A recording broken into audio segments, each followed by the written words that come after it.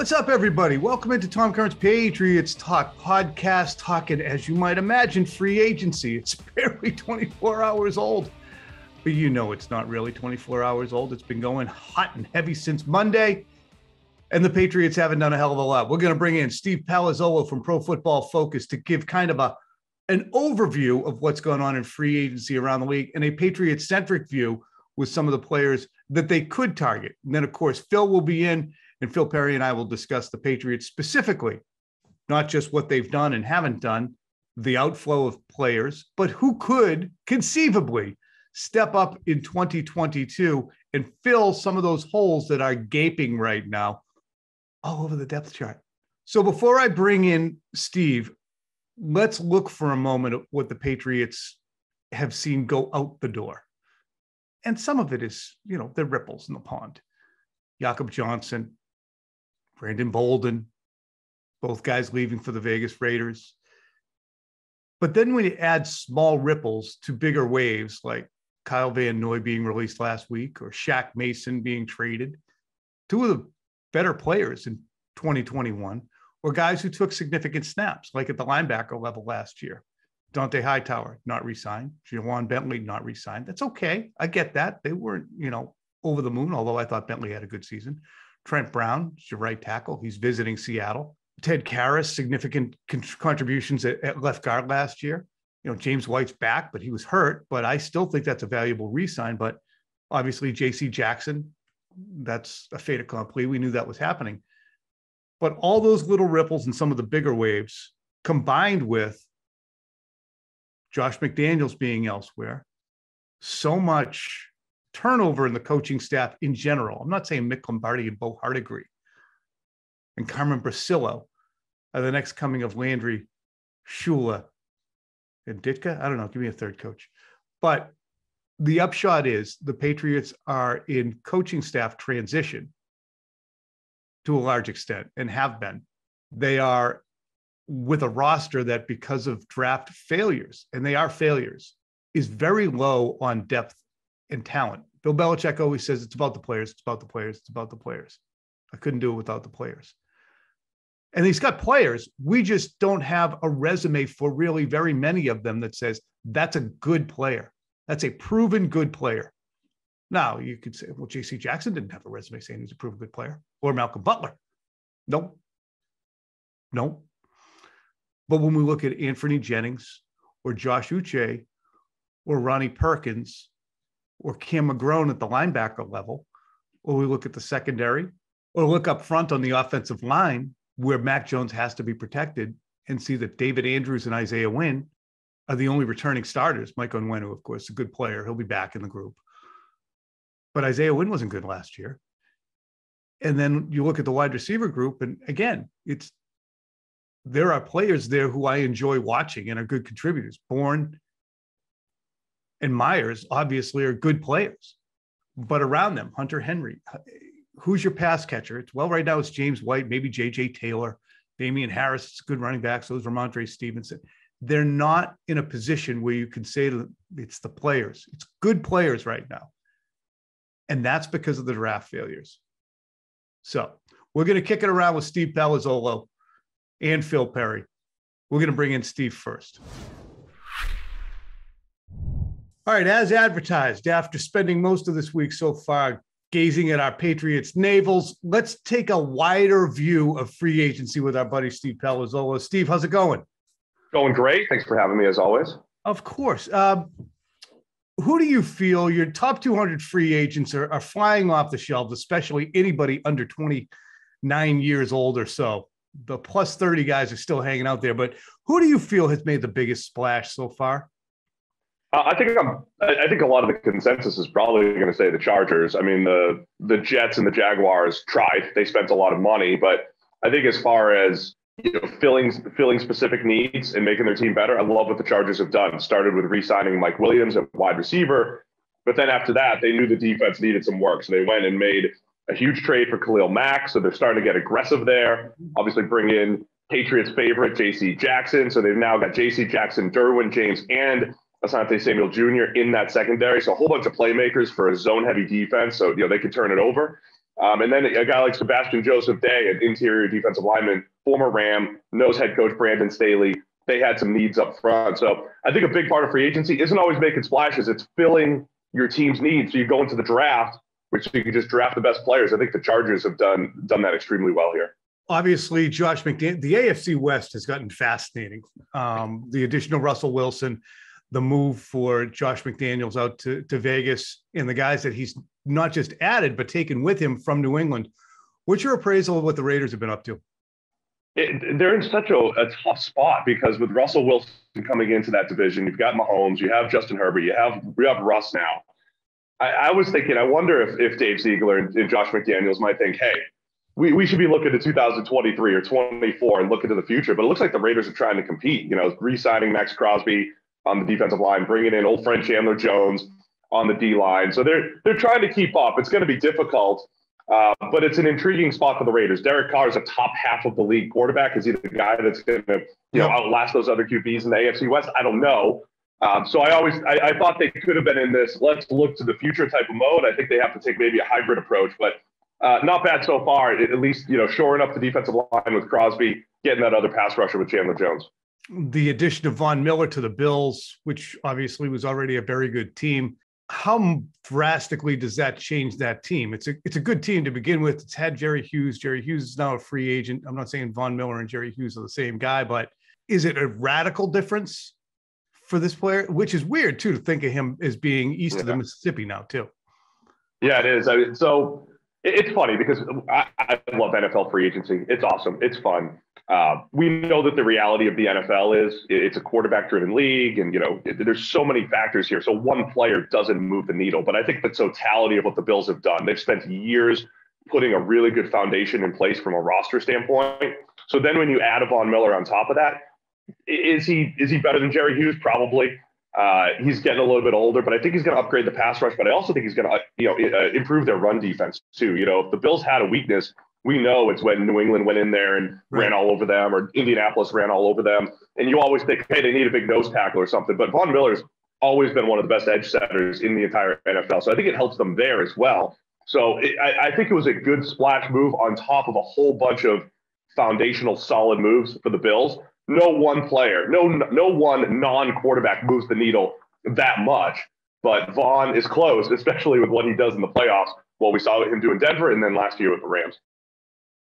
We're talking about quarterback here just a little bit. You've alluded to it a couple of times. Now, as we speak at 10:15 a.m. on Thursday morning, Deshaun Watson is still dangling out there. He's visiting 4 different teams.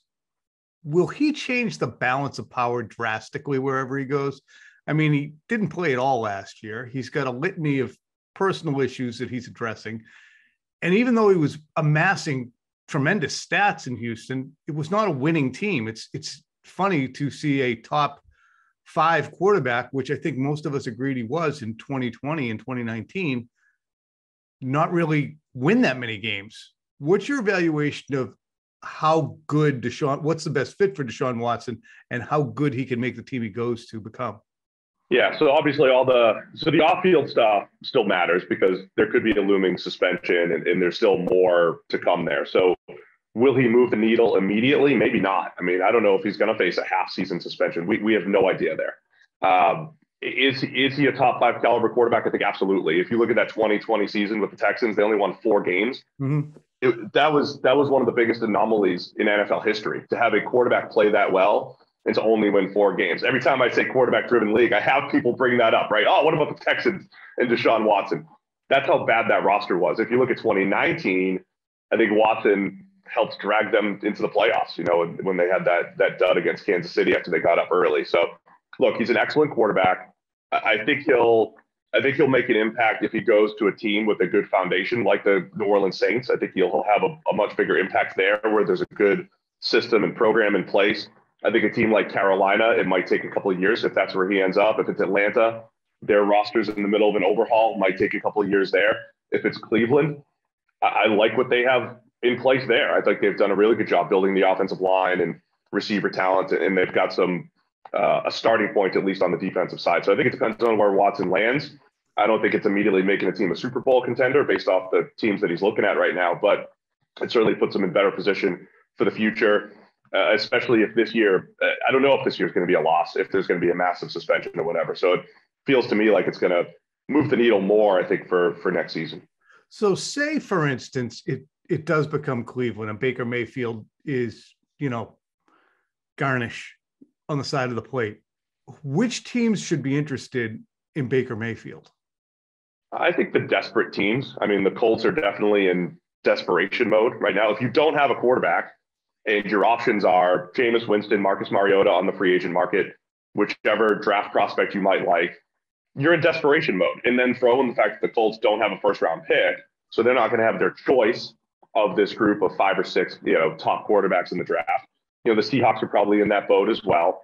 And I think the Texans should be in that boat, right? I mean, and then whoever loses out on Deshaun Watson, whether it's the Saints or the Panthers, obviously not the Browns, they've already got Baker, but the teams that miss out there, I think should be interested in Baker Mayfield. He's on his 5th-year option, which is a manageable 1-year testing ground. Will this new setting be better for Baker Mayfield? And it's not like he's been just trash in Cleveland. He's had 2 really good seasons.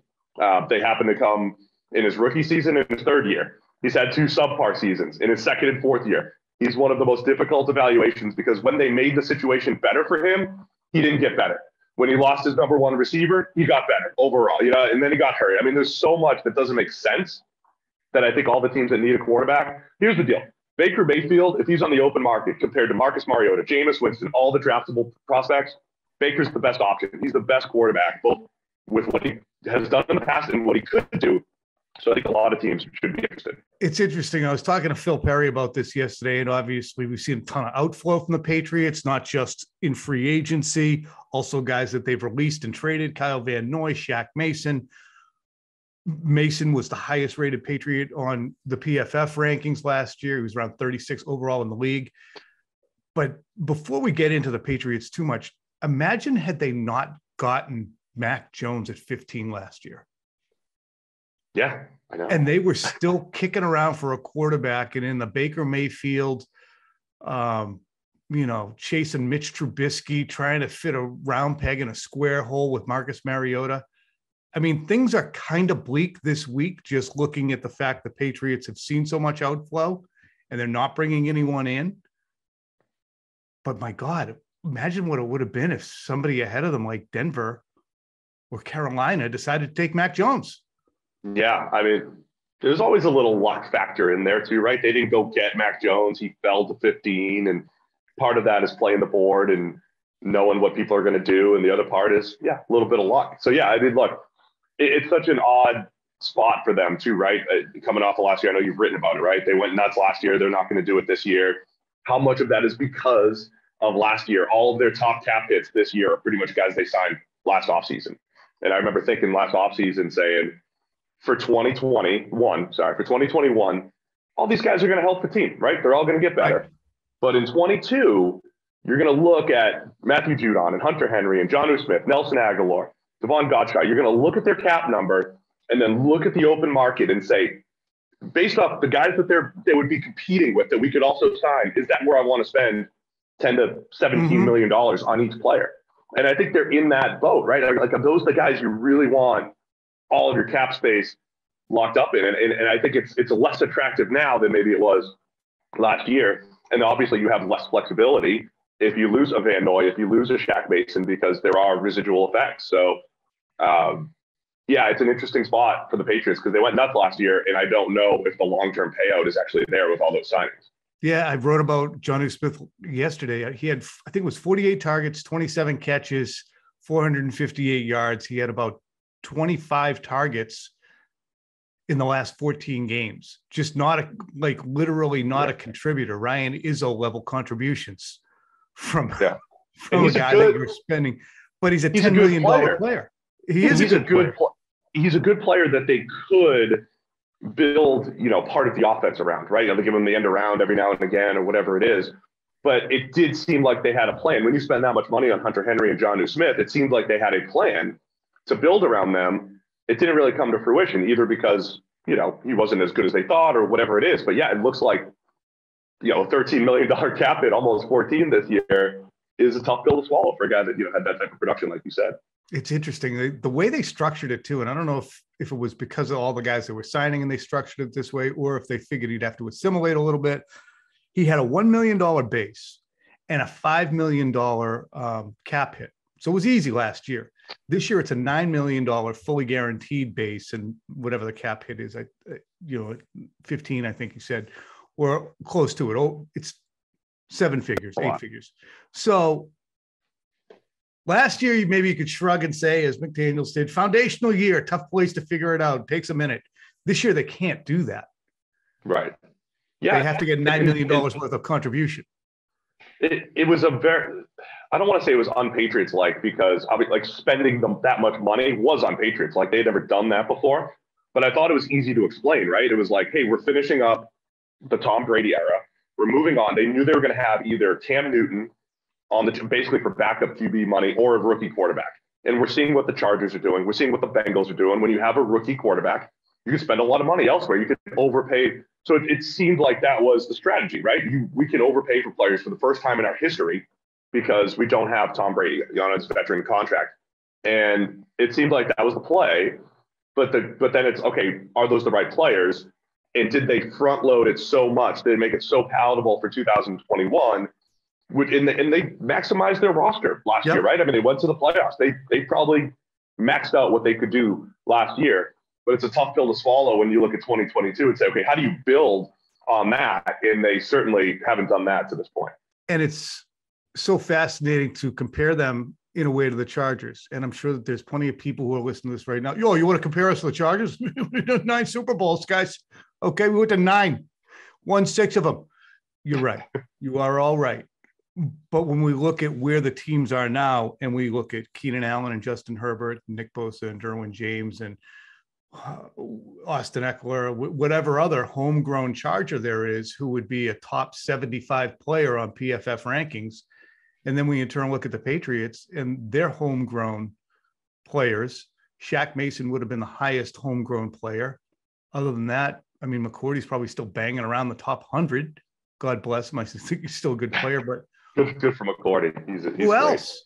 Who else would be a homegrown drafted Patriot who's in the top 100 players? Yeah, there's not many. This is why they are where they are. We can say, oh, they're not spending, or oh, they overspent last year. Oh, the Brady thing, they tried to wring everything out of it. Had they drafted well from 14 to 20, they didn't be in a different spot. Yeah, they absolutely are, and in a different spot if they do a better job with their draft picks. And I think in New England in particular, people get too caught up on this guy was a bust or you made the wrong pick. Belichick's always been great at the draft as a whole. The goal is to just pull good players in from the draft or undrafted free agency, right? More than the rest of the league, right? And Belichick, for the most part, has been good at that because it's not about hit rate. It's about bringing in players. That includes trading down and all the stuff that's frustrating, right, for the talking heads. That's a good strategy overall, but recently it hasn't been good, right? That the misses have been. I mean, part of it's, trying to, drafting Sony Michel, a running back in the first round. That's never a good move. I don't care who the running back is. It's never a smart move. That turned out to be true. You miss on the one wide receiver that you try to actually draft in the first round in N'Keal Harry, right? I mean, there are glaring misses. And then, the overall strategy just hasn't panned out like it did in previous years. Yeah. And if you keep unfurling it a bit, you get, Isaiah Wynn. I understand he's had good moments. He's also been hurt more than half the time. And you're stuck with him this year because of the guaranteed 5th-year option pickup, but he played poorly relative to what you'd expect for a left tackle in 2021. You look around at the 3rd-round picks, whether it's Chase Winovich or Ronnie Perkins or Anthony Jennings.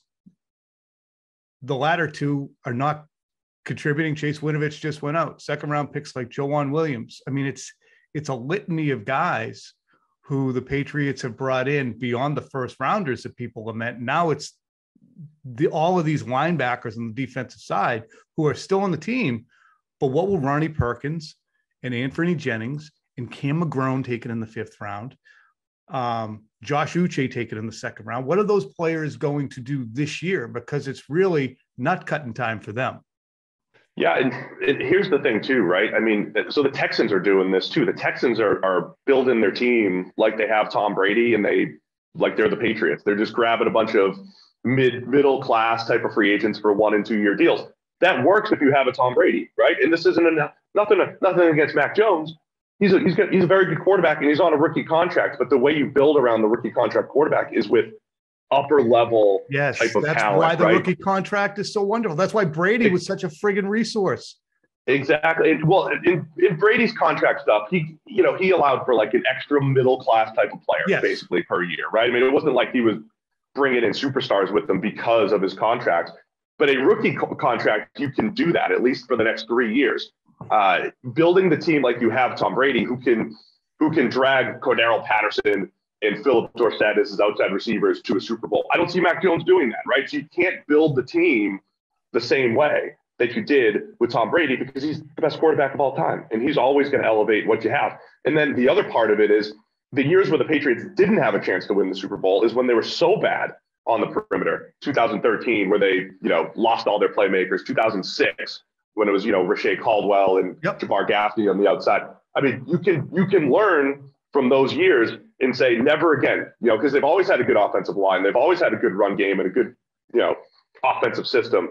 But the years where they were elite on the outside or close to it or had Gronk or whatever, that's when they were legitimate Super Bowl contenders. And I feel like that's the flashy fantasy football stuff, but it's also the stuff that wins on the field in today's NFL. It's really, honestly, people roll their eyes about, you got to get a wide receiver 1. No, you have to have somebody who gets off the bus on Sunday that makes the defensive coordinator for the other team go, shit, what are we going to do about him? That needs a player and a half. That doesn't matter whether it's Edelman, doesn't matter whether it's a healthy James White, doesn't matter whether it's Gronk or Wes Welker or Brandon Cooks. You have to have that player. Yeah. And Jonnu Smith has to become that player this year for the Patriots. Like it or not, for everyone listening, Jonnu Smith is the most important Patriot in 2022. Unless, and this is our last topic before we let you loose, because I know you're real busy, in this little kind of, it's funny, I can't call it second wave free agency because it hasn't even been going for 24 hours, but here's some of the names out there. And again, most of them are over 30 players, but Allen Robinson, Juju Smith-Schuster, Jarvis Landry, OBJ. Those are a group of guys on the offensive side of the ball at the wide receiver position. And then defensively, there's Clowney, Bobby Wagner, Stephon Gilmore, the Honey Badger, Melvin Ingram, and Steve Nelson. There's still players the Patriots can shop for there. What do you think's going on with some of those? Any of those names stand out to you as, boy, those would be good fits for New England? Yeah, I know everybody in New England wants Allen Robinson. I don't know what's happening with his market other than the wide receiver market's been cool, other than what the Jaguars have done with Christian Kirk, right? So he's probably seeing Christian Kirk's contract and saying, give me that. I'm way better than that guy. So that's going to be tough there. A Juju Smith-Schuster and Jarvis Landry doesn't move the needle for me. That's just more depth. You just throw them into the mix with Nelson Aguilar and Kendrick Bourne and Jacoby Myers, and it's like, all right, there's 4. There's just 4 guys, which is nice. I like having depth. Bobby Wagner, I don't know if he's a fit for what the Patriots like to do. Right, obviously, I think he's one of the better, linebackers and playmakers. If you could get Gilmore back, I'm going to cut from all those guys and just ask you about 2 in particular that would have relevance. Jadeveon Clowney and Steve Nelson, cornerback, starting level cornerback from the Eagles, was in your top 50 of 200 Pro Football Focus guys. I think Clowney could still play. Clowney can still play. I think he's always thought or tried to become a Khalil Mack or Von Miller from a contract standpoint. He just holds out, and then he just signs for $8 million. And he's a good player. He's never been that level of a pass rusher. He's an excellent run defender, and he's a good enough pass rusher. His sacks will come if he's a part of a good defensive line like he was last year in Cleveland. So he's a good, solid player, especially if you just get him for $8 to $10 million again for 1 year. He'll make your team better. Steven Nelson's always been a really good player. Zone heavy type of player. I know, the Patriots might not have the dudes to play press man like they like to do for years. I think they're switching their whole defense. And if that's the case, Nelson's a good, solid player, right? I mean, he can play off coverage, plays well with his eyes on the ball. In that type of defense, you don't need great corners. It just takes pressure off the perimeter players, puts a little more pressure on your linebackers and safeties. And I think Steven Nelson's excelled in that type of role throughout his career. All right. And Stephen Palazzolo has excelled since he's been a Pro Football Focus throughout his career. We really appreciate it. Massachusetts guy. Right. Stay busy. You need me, let me do. know. But I know people really love it when you come on here and share your intel. So thanks a lot, Stevie. Anytime. Thank you, Tommy. All right, in comes the Senator Phil Perry from his vehicle. Phil, is this your chauffeur and you're in the back now? Is it what's going? You're being driven to work, squired around town? Yes.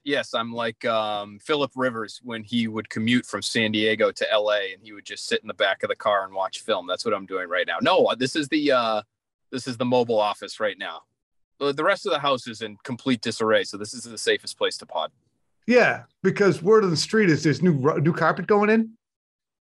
Yeah, we're just trying to make the place a little safer so that when the kids fall down the stairs, the injuries are less severe. That's all. We're doing good though. We're doing good. You're only buying like 12 months of that with two, and then you're going to say, "Why did we carpet the stairs? These kids can walk fine." It's just covered in dirt. I should have told you. You should have consulted me, Phil. I always like to be consulted. You know that. Nobody gives more advice than Tom Curran. Unsolicited, it might be. Phil, if you could give advice to the New England Patriots right now, and because you're in your car, we're not going to go prattling on for an hour here. What would it be? What should the Patriots do now to salvage their season? No, to make a little run here.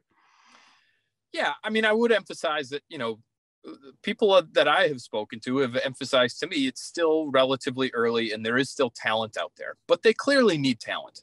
They've added Terrence Mitchell, who was guaranteed $350,000. His spot on the roster, because of that figure, is far from guaranteed. Mm-hmm. So to me, they still need a starting corner. You need a starting tackle. And I think you need an upgrade at receiver. Those would be the three spots I'd really be looking at. I know they're down a guard. Michael Winovich should be starting. They're going to need another starter. So that should be a spot that they'd be interested in as well. But I'd focus on the other three spots. And Tom, I do look at it and there is talent out there. So whether it's Allen Robinson, whose market I'm told is not what he thought it might be. So maybe his price point comes down into a comfortable range for the Patriots. Daryl Williams, an accomplished tackle from Buffalo, still out there, still on the market. Some other corners that I know have written about, whether it's Dante Jackson or Joe Hayden or Patrick Peterson. I don't think they're necessarily thrilled about adding an old guy. Steven Nelson. They're not. Steven Nelson. Okay, that guy's a little bit younger and I think would be an okay fit. I don't think they're thrilled about the former, 5 year ago kind of all pro names, but there's starting players out there still, and they have the ability to sign those types of players because they still have an ability to clear space as well. So you have to add some talent though right now, Tom. That part's clear. And I've tried to say all week on Early Edition, when we sit there and say, what are they doing? Well, they're doing what we expected them to do. This should not be a jaw dropper. We understood that they spent all their money last year and they saw profit from it. And they don't have a lot of money to spend right now. But the releases of Kyle Van Noy, the trade of Shaq Mason, the decisions not to re-sign perhaps Hightower and Juwan Bentley and Jamie Collins, all of these add up to a team that's revamping. And it's revamping, say, in those spots on the on the defensive second level with guys who are third-round picks or second-round picks, but are wholly unproven. Winovich is gone, but you have Uche, Jennings, McGrone, fifth-round pick last year, and Ronnie Perkins. Who is staffing the linebacker position in your estimation right now for the Patriots? If I had to try to peg their starters, right, in their base 3-4 defense, that's essentially the style of defense they run. We know they're not often in their base defense, but be that as it may. Matthew Judon at one outside linebacker. Josh Uche replacing Kyle Van Noy at the other outside linebacker. The inside linebacker spot is where it gets a little dicey. But my guess is right now, you'd be looking at a pairing of Raekwon McMillan and Mac Wilson. That would be my guess, with Cam McGrone mixing in, with potentially Jelani Tavai, if they feel like they can get something out of him filling in. But that's essentially their inside linebacker room right now. That's the Gerard Mayo linebacker room right now. So Do they have to add a guy there? Anthony Barr is a big name that's still floating around, who's still available, who plays that spot, has good size, still a good athlete at this point in his career. So that's the spot I think that might worry people, Tom, if it weren't for cornerback.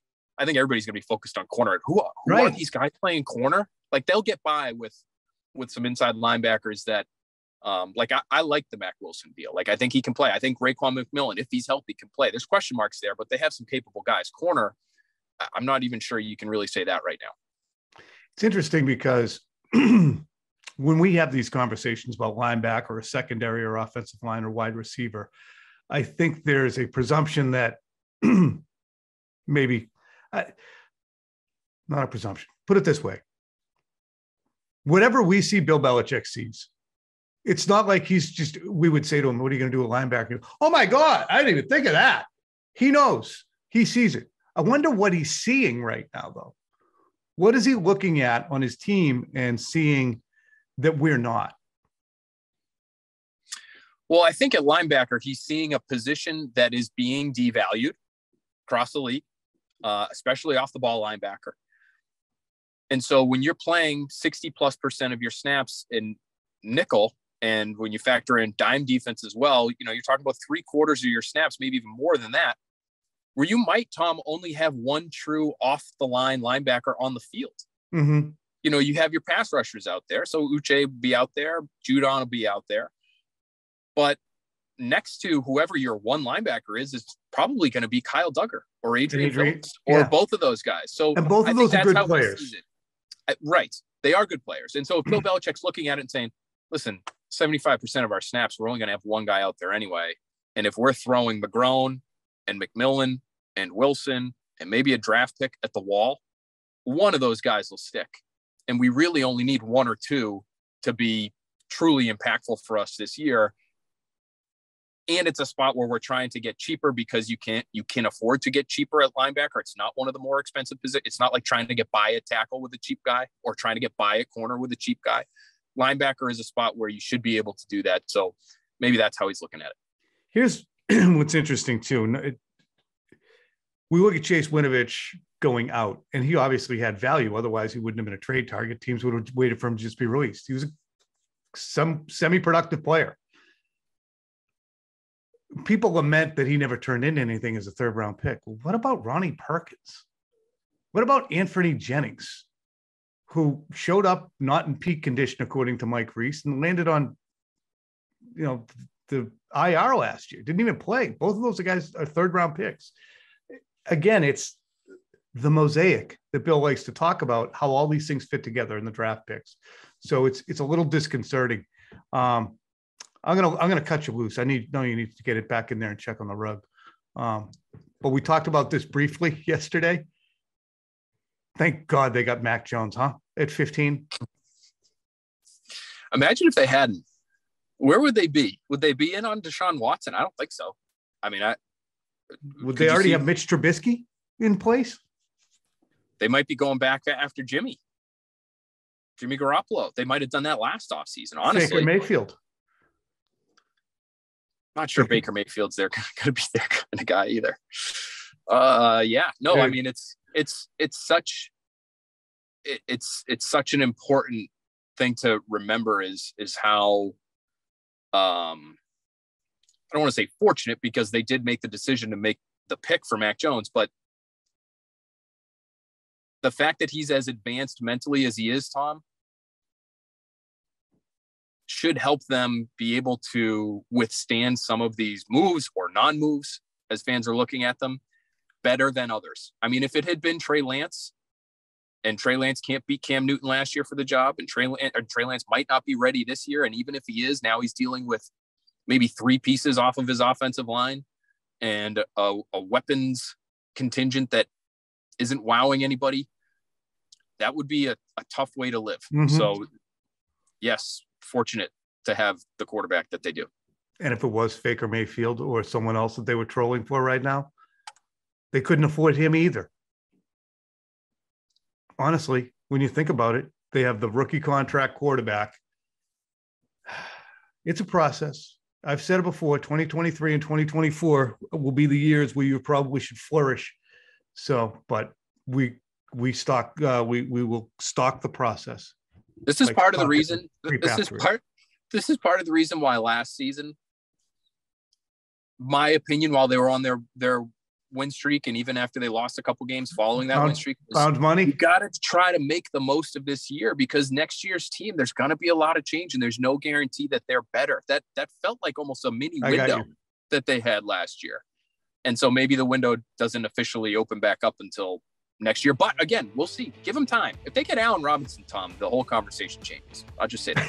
It really does. All right. Appreciate your conversation always. Take care, Phil. We'll see you tonight.